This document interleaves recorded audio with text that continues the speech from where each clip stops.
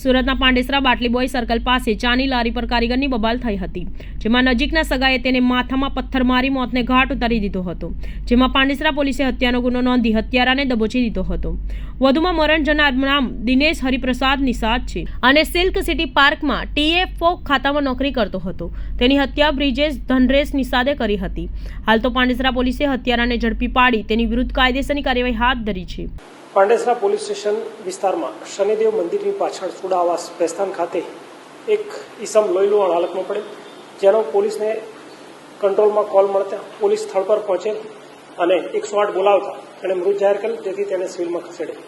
તેના બહેન રાની દેવી નાઓએ તેને સારવાર અર્થે ખસેડતા ત્યાં ડોક્ટરે મૃત જાહેર કરતા પોલીસ પહોંચતા તેની મર્ડર થયેલાનું જણાયેલ, જેથી તેની ફરિયાદ લઈ પાંડેસરા પોલીસ સ્ટેશને કાયદેસરની હકીકત ગુનો દાખલ કરી તપાસ ચાલુ કરેલ છે।